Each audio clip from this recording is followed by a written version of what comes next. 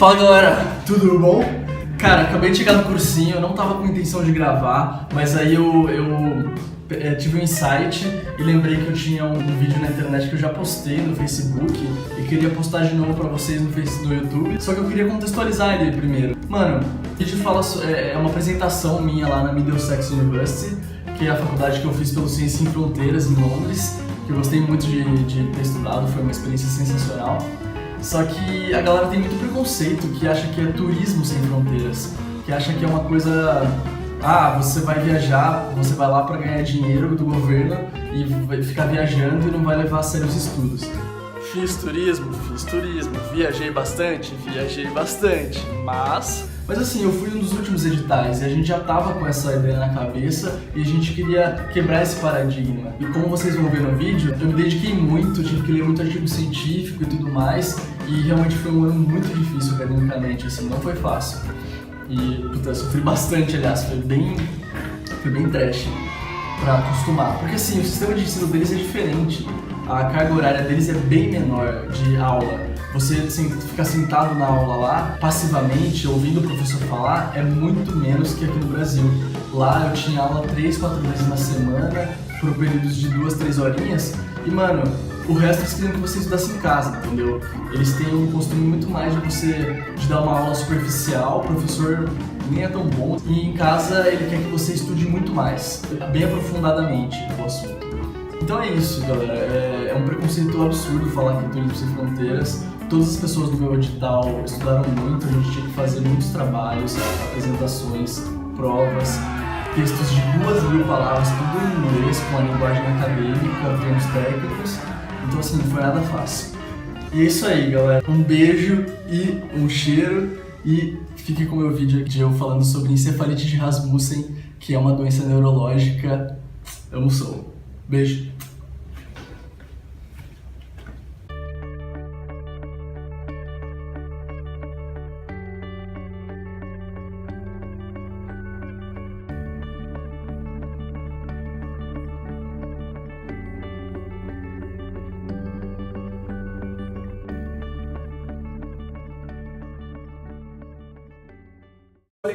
And you find the answers by yourself, and at the end I'm trying to help you to see whether really you are addressing the correct answer.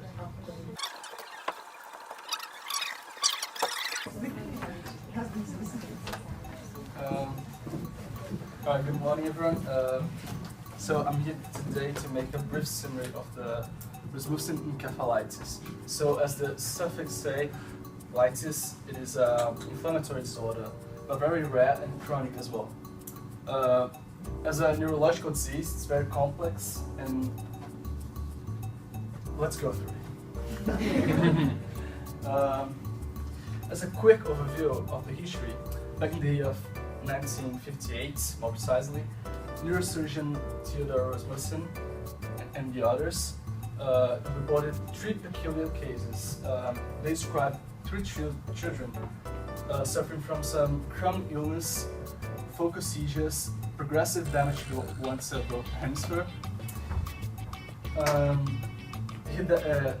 Theodore therefore concluded that the histological appearance of the infant suggested chronic focal encephalitis of unknown cause, which manifests with focal epilepsy. So he also speculated regarding some dormant fetuses in the nervous system, but could not prove the assumption, requiring further studies to be performed. So this is a childhood disease. Roughly 10% of cases lie over 18 people, generally with milder causes. But even though the RA is characterized by polymorphism of seizures, the most often form of epilepsy further evidenced was EPC, epilepsia partialis continua, which is chronic, localized, and affects about 50% of the patients. So EPC will progressively be accompanied by ipsilateral muscular weakness. Once the seizures are occurring just one side of the brain, so ipsilateral, Then eventually the weakness will lead to hemiparesis.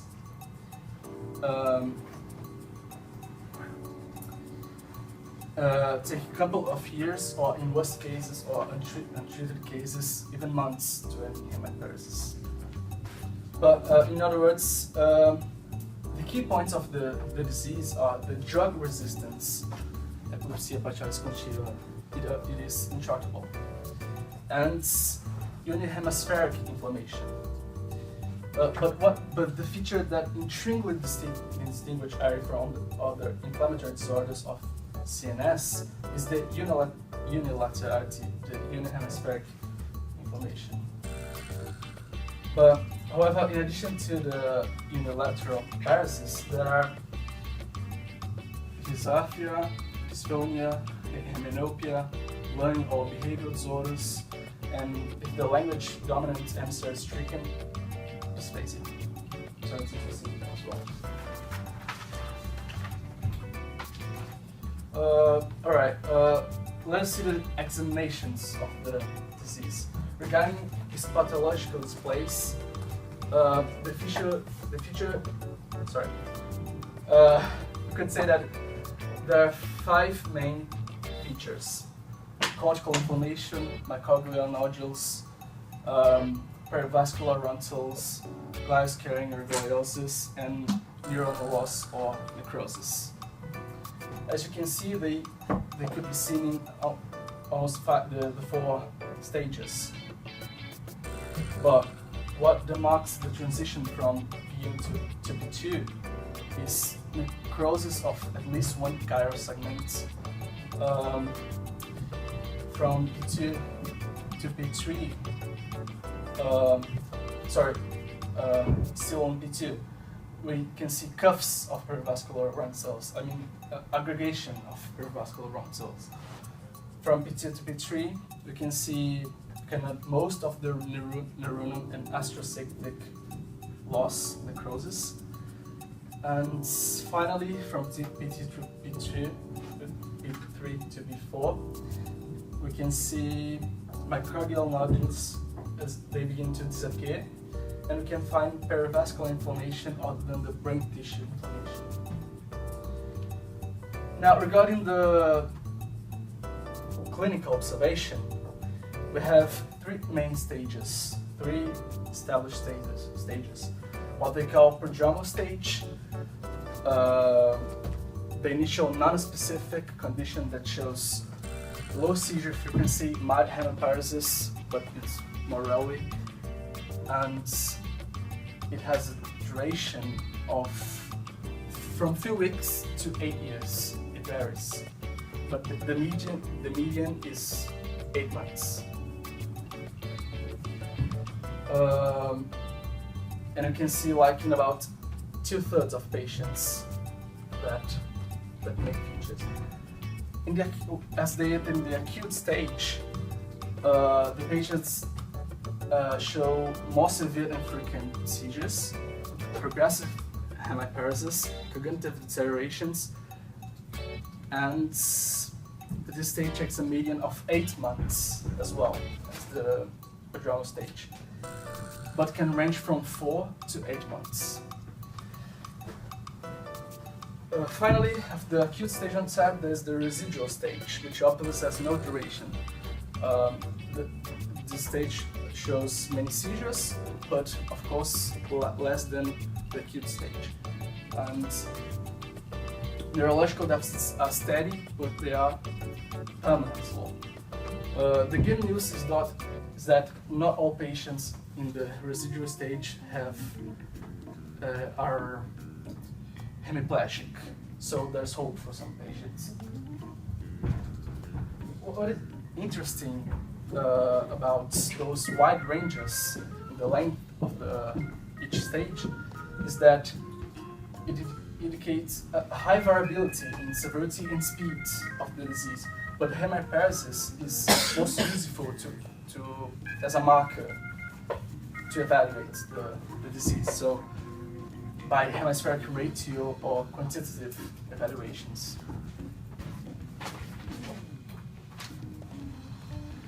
So what about the scans? the scannings, the imaging assessment.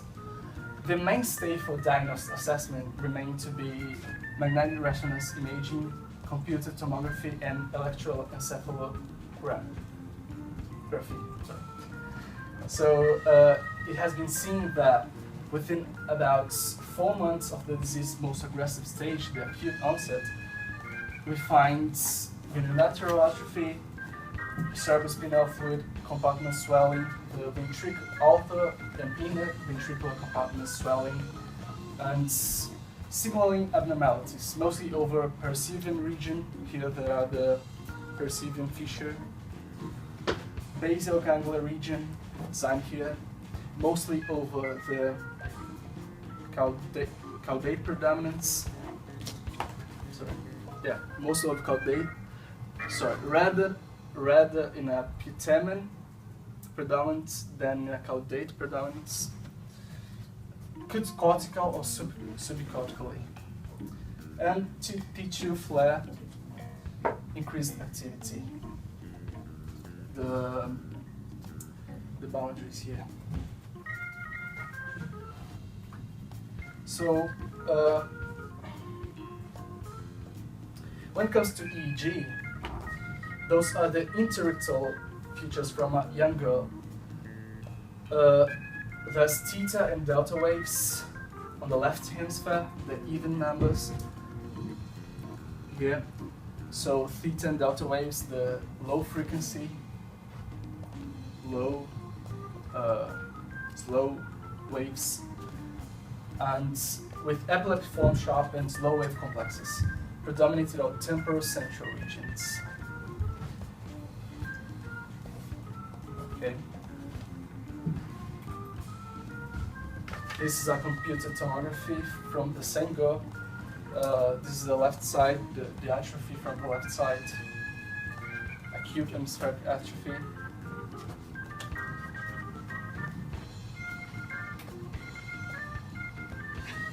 Really visible.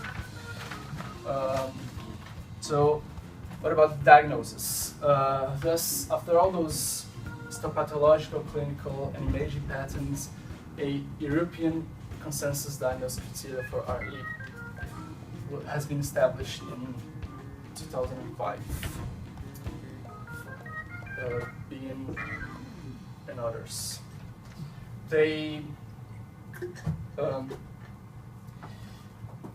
So RE can be diagnosed if either all 3 criteria of Part A or 2 out of 3 criteria of Part B are present. So Part A or Part B. Then if these are not fulfilled, Part goes to Part B. Right. Okay. But they ratify here the importance to exclude differential diagnosis, as like unihemispheric epileptic syndromes, other unihemispheric epileptic syndromes, inflammatory diseases, metabolic or degenerative disorders. Those are all can be a differential diagnosis.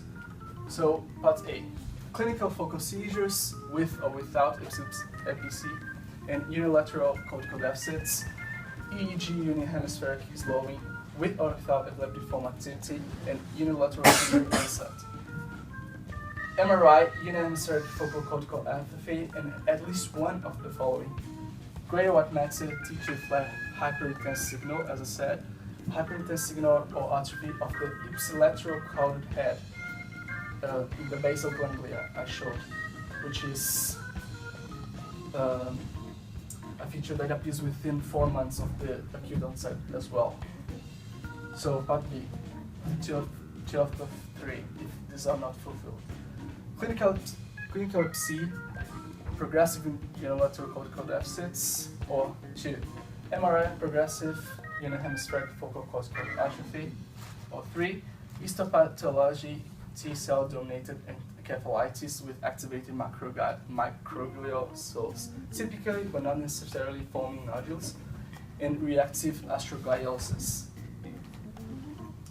On the other hand, features like parenchymal macrophages, B cells, plasma cells, virus bodies, they exclude the RE diagnosis. They don't compete for diagnosis of resolution encephalitis. Here at the end, they say to be progressive, it requires at least 2 sequential clinical examinations accompanied by an increased neurological deficit. The neurological deficit has to be seen in the patient. The same idea applies to the hemiatrophy. They have to see the increase of the hemiatrophy.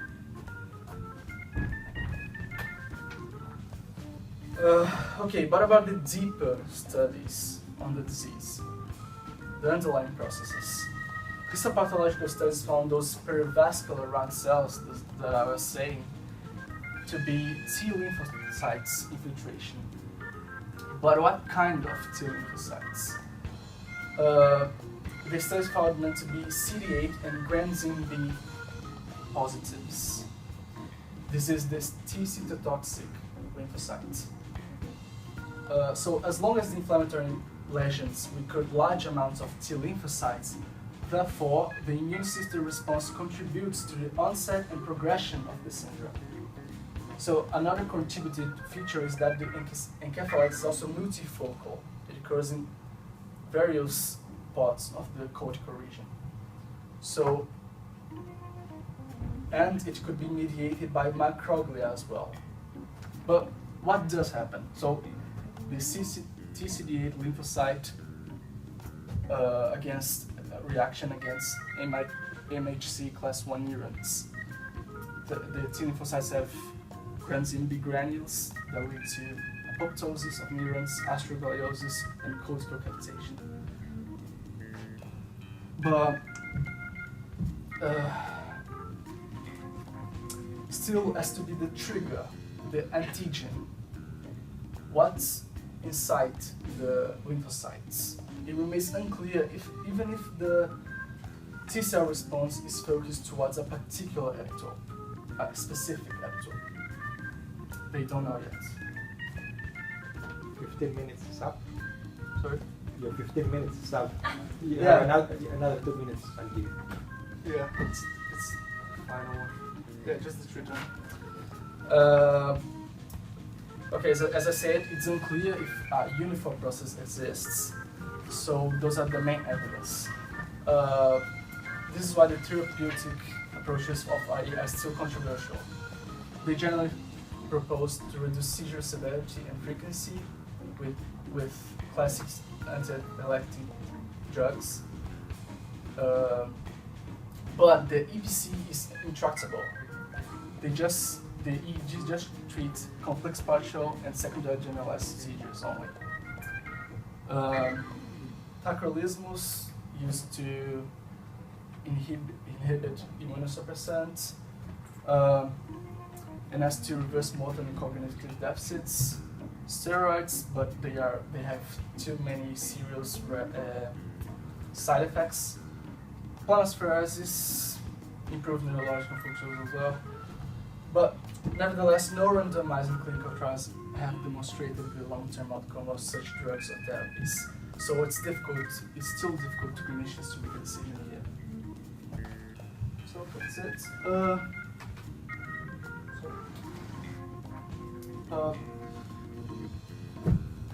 Sorry, I didn't say about the surgery. The final strategy, surgical intervention. They include anatomic, functional, perisylvian, transsylvian, central vertical hysterectomies. Anyway, some steps are recommended to predict the surgery, such as registration of iterectomy activity, prediction of post-operative functional outcome by assessing the actual language, motor visual function, and dominance, lateralization. Okay. So that's it as an overview regarding the orphan disease that is RE, Turismo Sem Fronteiras. So here are some quotations. The actual pathogenesis remains enigmatic, dilemmas in clinical decision making, questions that still need to be addressed.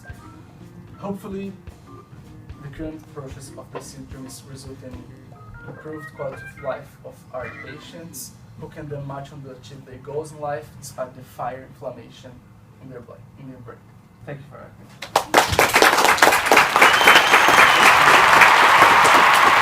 Any questions?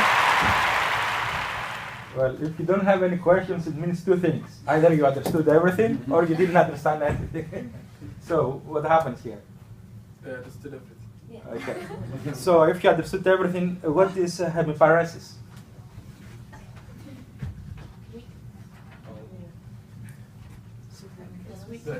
Well, if they cannot ask, then yeah. And hemiparesis is the paresis of just one side of the brain, because the ipsilateral side is affected, is inflamed, or is atrophied. So you understood all the terminology there? Okay. So how microglia are activated in this kind of disease, like to have the inflammation? Do we know? Or? They say here that I read something. How they are activated. I don't know if they know for sure, but that's the Yeah, it could be mediated by microglia as well. Yeah. It is not. It is not known the pathway which activates. Yeah, basically, it remains unclear. The uniform processes. They are still in researches. It's very controversial. This is very, because the prevalence is like 1 in 100,000, something like that. Incidence. so there is not enough investigation to identify the molecular pathway of that. Yeah, it's too difficult. Okay.